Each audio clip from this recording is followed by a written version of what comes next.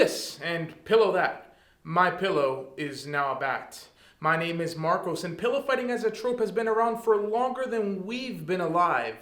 But when was the first pillow fight?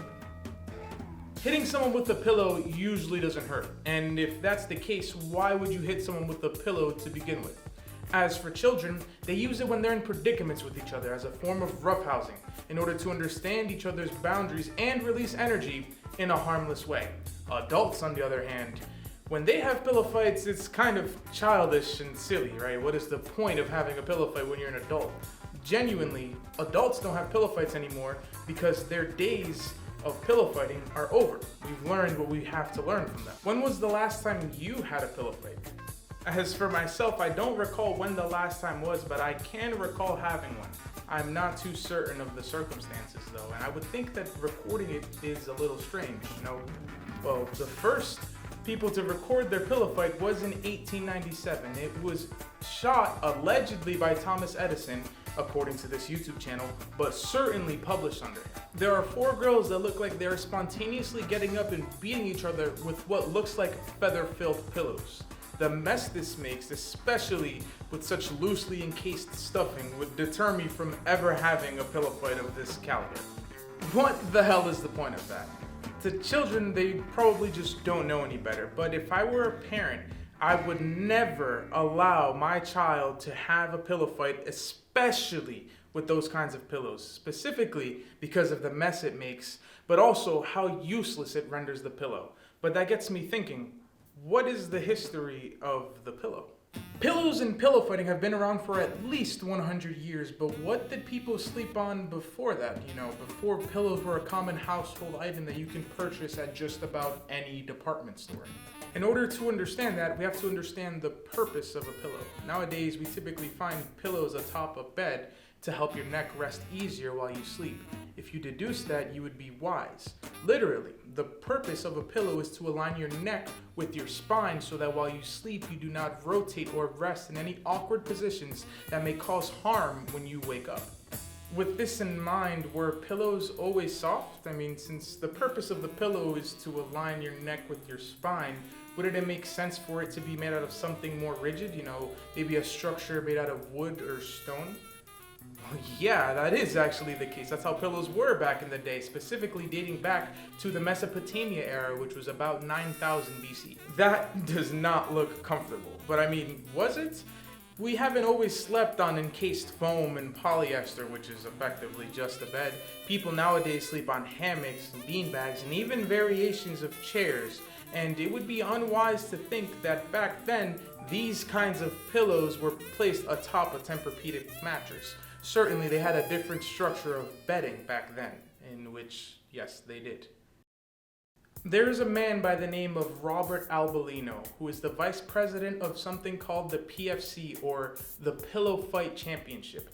This man is particularly important in today's subject because of a claim that he made that you can currently find on the Mattress Firm website. I have trouble with this claim because no research backs it, so much so that I literally wrote an email to Mattress Firm and try and debunk this claim, you know, to get to the bottom of this.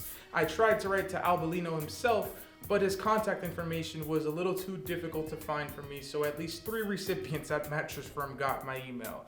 And the important part of my email reads as follows. Blah, blah, blah. I am conducting a study on the history of pillow fights for my class, and Mattress Firm made a very interesting claim about pillow fights that I cannot derive the source from. This passage says, ancient Romans are said to have engaged in pillow fights during feasts and banquets, reveals Albolino, and in the Middle Ages it's said that pillow fighting was popular among knights who would engage in mock battles using feather-filled sacks. I am having a difficult time verifying this information because my research suggests that pillows/headrests have been around since the Mesopotamia era, but the conventional form of the pillow, a closed rectangular tissue plush with materials such as feathers or down intended to lay one's head on as we have them today, was not commonplace until after 1000 AD.